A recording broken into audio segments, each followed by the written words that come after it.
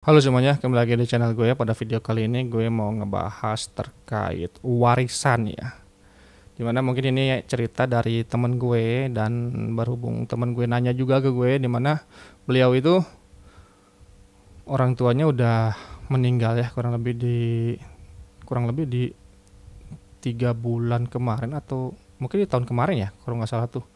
Dan beliau itu nanya ke gue nih, dia dapat warisan kurang lebih sekitar 1 miliaran ya gitu.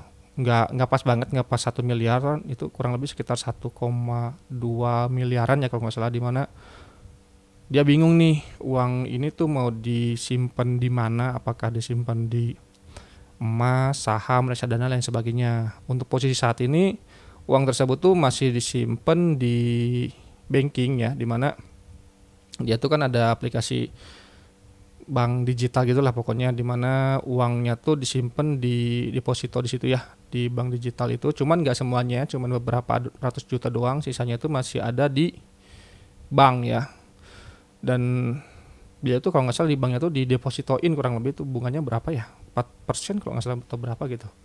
Dan dia nanya nih, apakah lebih baik posisinya kayak gini terus, atau misalnya lu ada saran nggak ke depannya kayak gimana. Nah, berhubung beliau nanya ke gue dan gue ngasih saran kayak gini, kalau misalnya gitu ya, POV dulu nih, POV kalau gue yang dikasih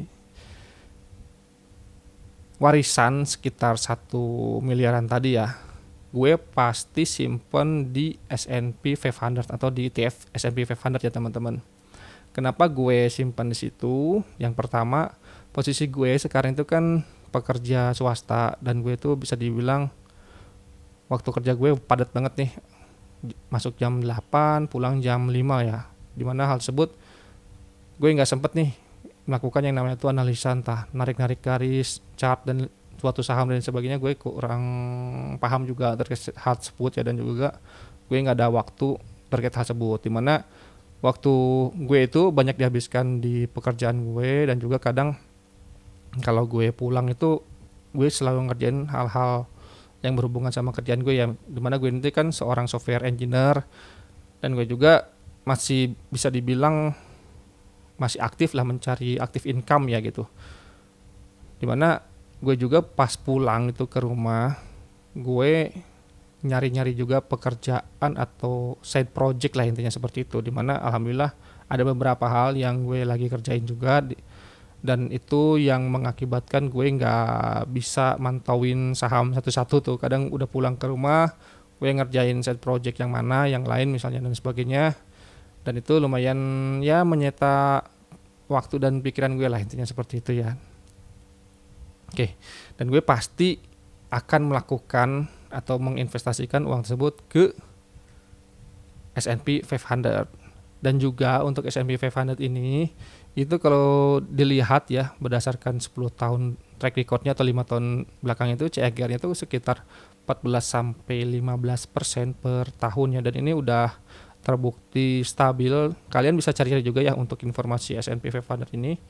Itu kalau nggak salah udah berdiri sekitar puluhan tahun, dan mungkin hampir 100 tahun juga ya untuk S&P 500 itu. Dan untuk return CAGR-nya sendiri udah sekitar ya hampir fix lah ya, sekitar 13 mungkin sampai 15 persenan per tahun ya. Kalian bisa research juga tuh, kalian tanya aja lah misalnya ke ChatGPT, itu lebih lengkap ya untuk S&P 500 itu.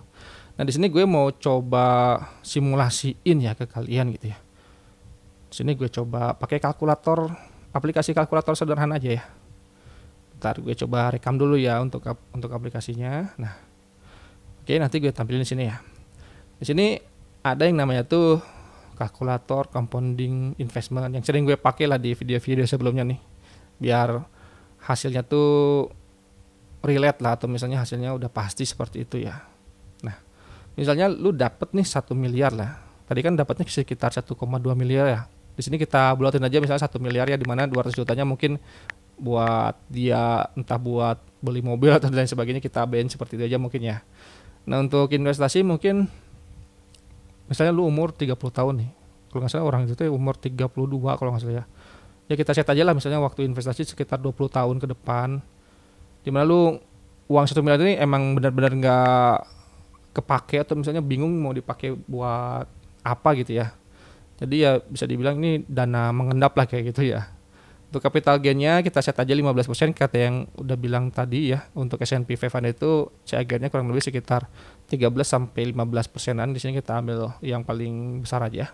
Untuk dividen kita set 0, ambil keuntungan kita set 0, untuk ambil keuntungan tahunnya juga set 0. Untuk money investment-nya kita set 0 aja, terus kita lakukan yang namanya reinvestasi ya.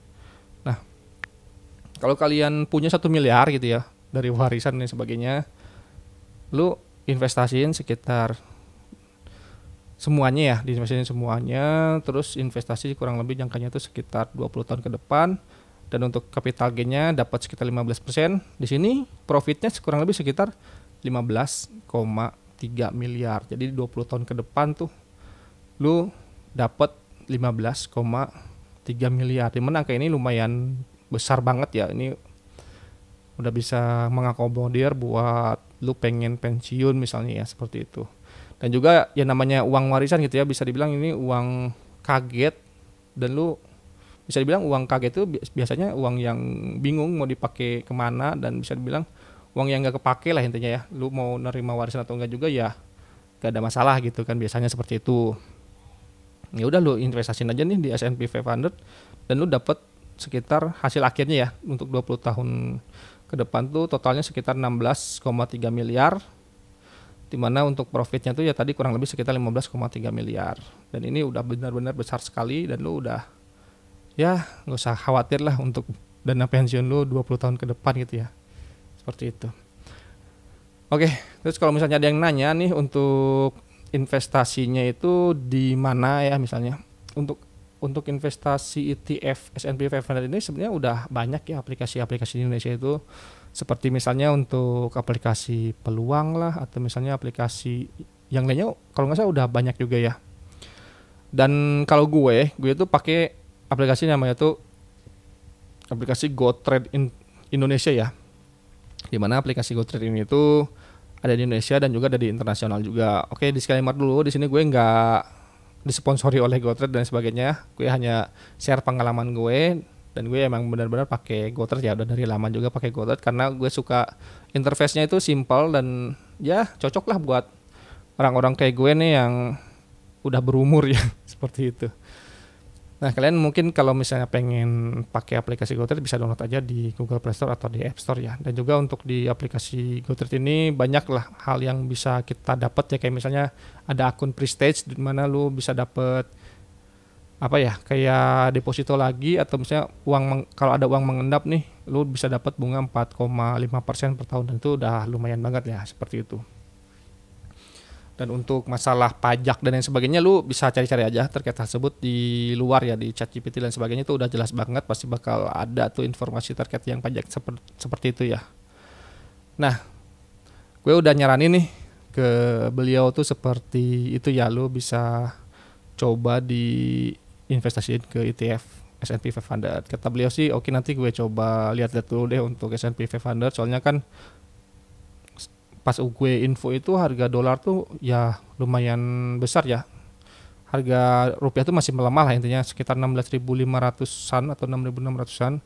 Jadi beliau masih agak ragu tuh kalau misalnya langsung dikonversi ke dolar ya, takutnya nanti beberapa kemudian itu malah turun gitu dan sebagainya. Ya gue sih bilang ya itu gimana lu ya, itu duit lu, gue cuma ngasih saran aja, dan untuk resikonya ya lu tanggung sendiri lah, soalnya kan lu yang beli, lu yang punya duit lah, yang seperti itu.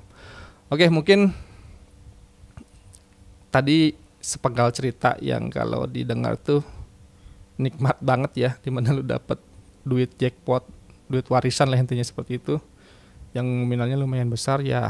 Sebenarnya kalau dapat warisan itu tuh bagaikan lu udah bisa menyelesaikan 50% kehidupan lu lah intinya gitu ya. Dan gue sangat ini juga sangat appreciate juga kepada orang tuanya yang bisa nyediain duit segitu banyak buat dikasihin ke anak-anaknya. Dan gue juga pengen melakukan hal tersebut ya, mungkin nanti kalau misalnya gue udah punya anak ya pengen lah anak gue itu sejahtera lah, yang jadi nggak perlu susah-susah lagi nyari duit kayak gitu-gitu. Soalnya zaman itu makin kesini makin edan juga ya. Oke, mungkin sekian dari gue. Kalau misalnya ada yang mau ditanyakan terkait tadi ya, misalnya S&P 500 lah dan sebagainya, bisa komentar aja di kolom komentar. Kalau misalnya ada hal yang kurang jelas atau misalnya ada kritik dan saran terkait video ini, gue sangat terbuka akan hal tersebut. Bisa komen aja di kolom komentar. See you in the next video. Dadah semuanya. Bye.